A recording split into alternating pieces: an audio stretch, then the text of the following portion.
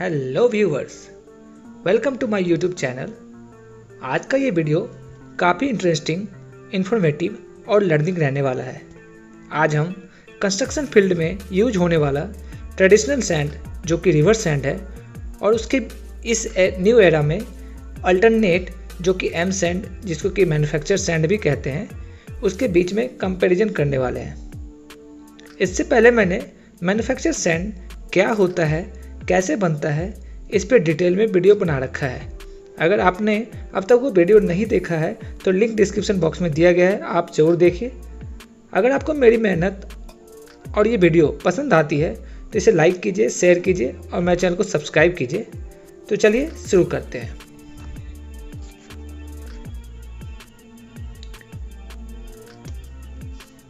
अक्सर आप जब किसी एग्जिस्टिंग को किसी न्यू से रिप्लेस करते हैं तो आपको ये पता जरूर होना चाहिए कि न्यू वाले में ऐसा क्या है जो वो एग्जिस्टिंग को इजीली रिप्लेस कर सकता है।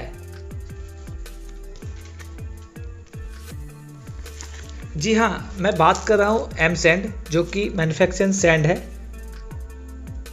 मैन्युफैक्चर सैंड जो कि बेसिकली एक आर्टिफिशियल सैंड है। जैसा कि आप यहाँ देख सकते हैं, मैं एक थोड़ा सा ब्रीफ आपको एक ओवरव्यू दे दूँ एम सैंड के बारे में। वैसे तो मैंने ऑलरेडी इस पे एक वीडियो बना रखा है, आप उसे देख सकते हैं, जिसमें मैंने डिटेल में सारा कुछ इन्फॉर्मेशन शेयर किया है। आपको मैंने बस यहाँ पर एक थोड़ा सा शॉर्ट में एक ब्रीफ कर देता हूँ कि M sand short form of manufactured sand is an artificial sand produced by crushing hard stones into small particles. This process creates sand-sized particles that are then refined for use in construction. अभी क्या होता है कि इसे क्या किया जाता है, आर्टिफिशियल प्रोड्यूस किया जाता है। जैसा कि आपको पता है कि रिवर सैंड जो होता है वो नेचुरली क्या होता है, प्रोड्यूस होता है। बट क्या होता है, मैन्युफैक्चर सैंड क्या है कि वो आर्टिफिशियली प्रोड्यूस होता है। इसका मतलब हो गया, आर्टिफिशियल का मतलब हो गया कि बाय मैन बाय मशीन्स इसको क्या किया जाता है, मैन्युफैक्चर किया जाता है। और कैसे किया जाता है, जो कि हमारे माउंटेन्स में जो रॉक्स होते हैं, जो भी हार्ड स्टोन्स होते हैं, उसको क्रश करके क्या किया जाता है, इसका डस्ट बनाया जाता है, जो कि आप यहाँ पर देख रहे हैं। ऐसा डस्ट बनाया जाता है और इस डस्ट को क्या किया जाए, फिर से रिफाइन किया जाता है, स्क्रीनिंग किया जाता है और उसे अपने ग्रेडिंग के अकॉर्डिंग, जो भी हमारी IS कोड में जो ग्रेडिंग दिया गया है कि हम अपने कंक्रीट वर्क में कौन सा ग्रेड यूज कर सकते हैं, प्लास्टर वर्क में कौन सा ग्रेड यूज कर सकते हैं, उसके अकॉर्डिंग उसको क्या करते हैं, स्क्रीनिंग करते हैं और उसके बाद उसको क्या करते हैं, हम लोग अपने कंस्ट्रक्शन में यूज करते हैं as a replacement of river sand. तो चलिए समझते हैं कि एम सैंड और आपका रिवर सैंड जो दोनों है, दोनों में बेसिक डिफरेंस क्या है, दोनों के बीच में कंपैरिजन करते हैं। आज दोनों को समझते हैं कि एक्चुअली एम सैंड क्या है और रिवर सैंड क्या है, दोनों में क्या समानताएं हैं, क्या उसमें डिफरेंसेस है, उसको डिटेल में समझते हैं। सबसे पहले तो देखते हैं कि एस्पेक्ट अगर सोर्स से समझे, कि अगर सोर्स इसका देखें कि सोर्स कहाँ से है, तो एम सैंड क्या है, manufactured in factory using hard granite rocks. अभी क्या है, अभी मैंने बताया आपको कि ये क्या होता है कि बाय मैन बाय मशीन इसे क्या किया जाता है, मैन्युफैक्चर किया जाता है। ठीक है, और ये कहाँ मैन्युफैक्चर होता है, फैक्ट्री में मैन्युफैक्चर होता है, प्लांट में मैन्युफैक्चर होता है। और एक ऐसे एरिया जहाँ पर क्या होता है कि अपनी मशीनरीज को सेटअप करने के बाद वहाँ पर हम इजीली उसको क्या करते हैं, क्रश करते हैं। और ये क्या होता है, जो भी मैन या हम लोगों के कंट्रोल में होता है, हम अपने अकॉर्डिंग इसको क्या कर सकते हैं, इसके प्रोडक्शन को बढ़ा सकते हैं, कम कर सकते हैं। बट अगर रिवर सैंड की बात करें तो रिवर सैंड क्या होता है, naturally available on river banks. ये क्या होता है, नदियों में मिलता है और ये क्या होता है, जो इसकी प्रोडक्शन होती है, ये जो बनता है वो नेचुरली बनता है और इस पे हमारा कोई भी कंट्रोल नहीं होता है। ठीक है, और दूसरा अगर देखें एस्पेक्ट तो शेप, तो एम सैंड का शेप जो होता है वो एंगुलर होता है, क्यूबिकल होता है और रफ टेक्सचर होता है। इसकी वजह से क्या होता है, जब इसका जो शेप है एंगुलर, क्यूबिकल और रफ टेक्सचर होने की वजह से क्या होता है कि इसका जो ग्रिप बनता है, जो भी आपका रेनफोर्समेंट या जो भी आपका कंक्रीट के साथ जो ग्रिप बनता है, जो एग्रीगेट के साथ ग्रिप बनता है, उसमें क्या होता है, उसके ग्रिप बनने की वजह से इसकी स्ट्रेंथ इसमें क्या होती है, इन्हेंस होती है, खासकर कंक्रीट वर्क में। रिवर सैंड में क्या होता है कि इसकी जो मैन्युफैक्चरिंग है, जो भी इसकी प्रोडक्शन है वो नेचुरली होती है, और नेचुरली होने की वजह से इसकी जो प्रोडक्शन है, प्रोडक्शन की जो प्रोसेस है उसमें ये क्या हो जाता है, राउंडेड होता है, स्मूथ सरफेस होता है। अगर आपका कोई सरफेस राउंडेड हो तो उसमें क्या होगा, सरफेस एरिया कम होने की वजह से उसमें ग्रिप थोड़ा एमसेंड के कंपैरिजन कम होगा, और इसका सरफेस क्या हो जाता है, स्मूथ रहता है। इसकी सरफेस में रफनेस नहीं होती है, जिसकी वजह से क्या होता है, ग्रिप भी थोड़ा कम होता है एज़ कम्पेयर टू एमसेंड। अब मॉइस्चर कंटेंट की बात करें तो नो मॉइस्चर कंटेंट। एमसेंड में क्या होता है, कोई भी मॉइस्चर नहीं होता है। जनरली अगर आप देखें तो सरफेस मॉइस्चर जो उसकी वाटर एब्जॉर्प्शन होती है 2 to 4% के आसपास होता है, बट अगर उसे ड्राई स्टेट में देखा जाए तो ये नो मॉइस्चर होता है। Moisture is present between particles.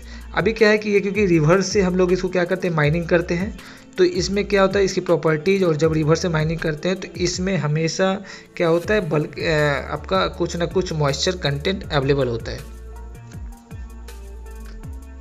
अगर रिकमेंडेड यूजेज की बात करें तो कि एमसेंड आपको कहाँ रिकमेंड किया जाता है, तो एमसेंड जो है basically RCC purpose brick work के लिए यूज किया जाता है। अभी जैसा अभी ऊपर में डिस्कस किए थे हम लोग कि शेप और साइज़ के बारे में, तो इसकी शेप जो होती है एंगुलर और क्यूबिकल होती है, और इसका रफ टेक्सचर होता है।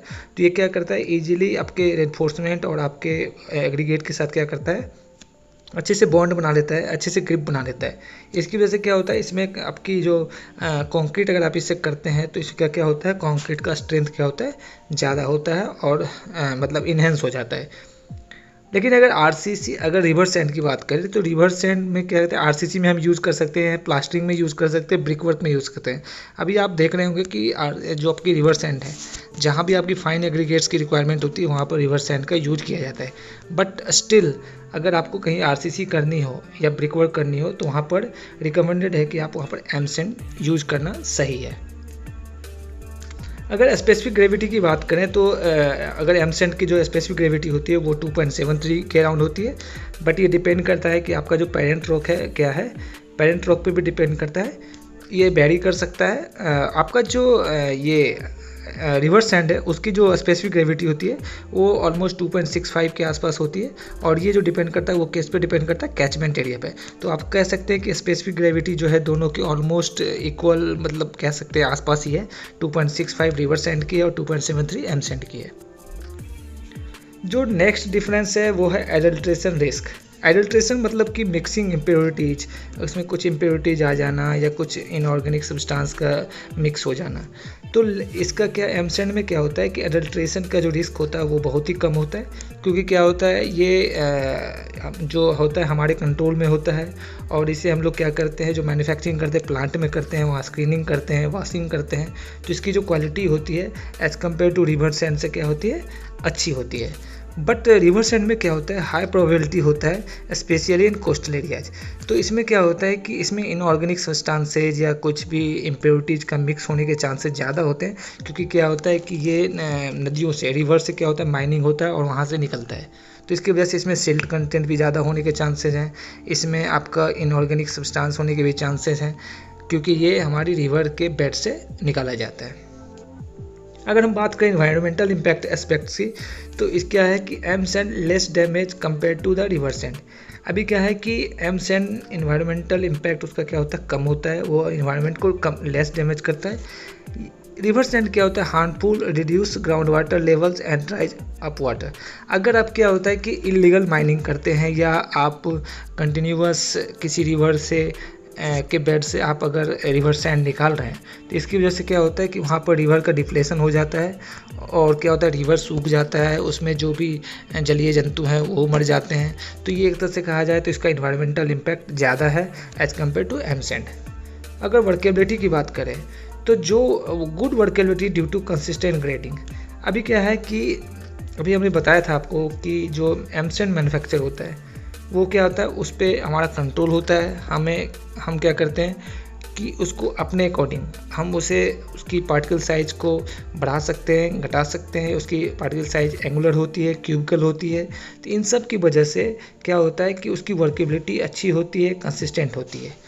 बट रिवर सैंड क्या होता है, रिवर सैंड में हमारा कोई कंट्रोल नहीं होता है ड्यूरिंग द प्रोडक्शन। हम लोग क्या करते हैं कि जो भी प्रोडक्शन हो गया है, जो हमारे रिवर बेड पे अवेलेबल है, हम लोग उसको वहाँ से माइनिंग करते हैं और उसमें जो भी पार्टिकल्स है हमें वो यूज करना पड़ता है। और उसकी पार्टिकल्स क्या होती है, राउंड होती है, स्मूथ होती है। इसकी वजह से क्या होता है, वर्केबिलिटी क्या होती है, थोड़ी सी कम होती है as compared to M sand के।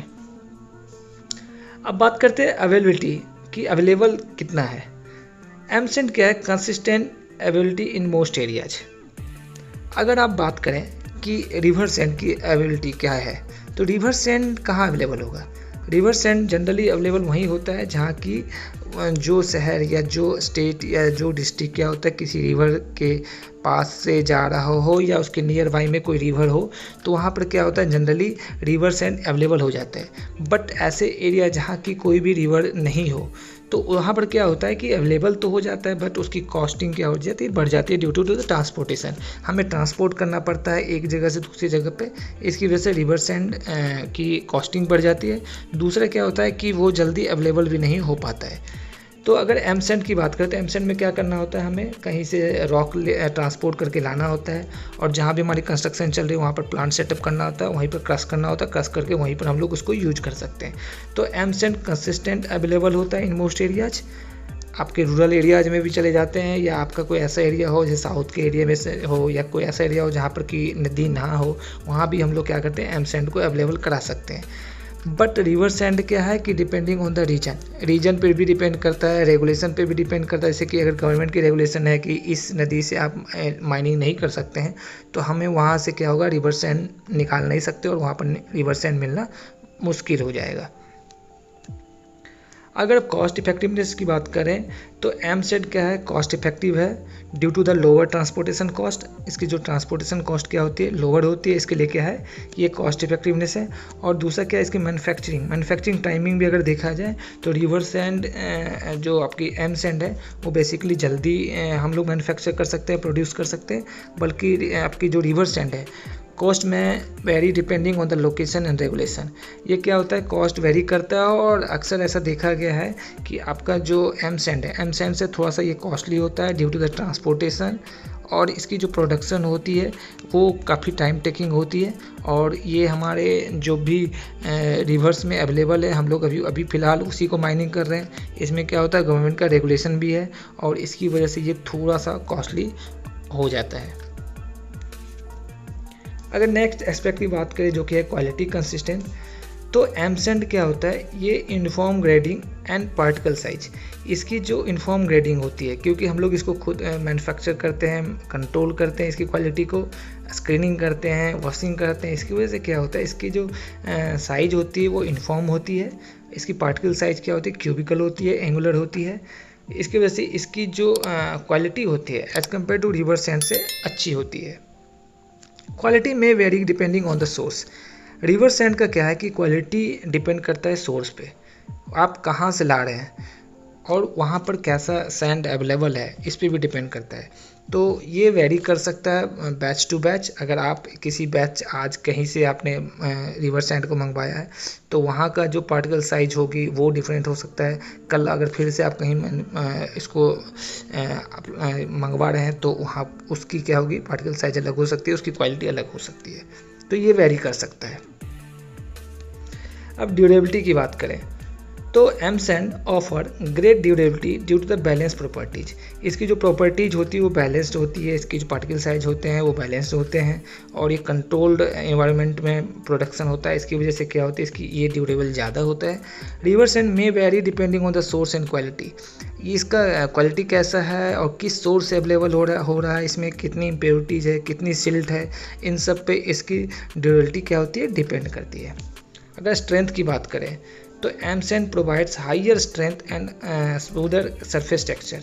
अभी क्या है कि अगर एम सैंड से आप किसी कंक्रीट को करते हैं तो उसके जो स्ट्रेंथ होगा वो स्ट्रेंथ एज कम्पेयर टू जो रिवर सैंड से जो कंक्रीट कर रहे हैं उससे क्या होगा, जनरली ज़्यादा होता है। ऐसा केस स्टडी भी आया है और उसमें देखा गया है कि इसका जो कंक्रीट का जो स्ट्रेंथ होता है जो कि एम सैंड से किया गया है, कंक्रीट में मिक्स किया गया है, उसकी स्ट्रेंथ रिवर सैंड के कंक्रीट से क्या होता है, ज़्यादा होता है। रिवर सैंड का भी अभी तक तो रिवर सैंड ही यूज हो रहा है, तो रिवर सैंड का भी गुड अच्छा होता है, बट क्या होता है कि इसमें इम्प्योरिटी, सिल्ट, इन सब के और क्वालिटी का एस्पेक्ट देखते हुए ये थोड़ा सा एम सैंड से इसकी जो स्ट्रेंथ होती है वो थोड़ी सी कम होती है। तो आज अभी कुछ पॉइंट्स पे हमने डिस्कस किया है कि आपका जो रिवर सैंड में क्या अच्छी क्वालिटी है, क्या उसमें डिसएडवांटेज है, और आपका जो एम सैंड है उसकी अच्छी क्वालिटी क्या है और उसका डिसएडवांटेज क्या है। हम लोग अभी इस वीडियो में हम लोगों ने कंपैरिजन देखा है, तो आप समझ सकते हैं। अगर मैं आपको शॉर्ट में बताऊं तो जो एम सैंड है वो बेसिकली आपके कंक्रीट वर्क के लिए, आरसीसी वर्क के लिए और ब्रिक वर्क के लिए रिकमेंडेड है, जबकि आपका रिवर सैंड जो है वो आपका बेसिकली प्लास्टरिंग के लिए यूज कर सकते हैं, आप ब्रिक वर्क के लिए यूज कर सकते हैं और आरसीसी के लिए भी यूज कर सकते हैं। आशा करता हूँ ये वीडियो आपको पसंद आया होगा। इसे लाइक कीजिए, शेयर कीजिए और मेरे चैनल को सब्सक्राइब कीजिए। धन्यवाद।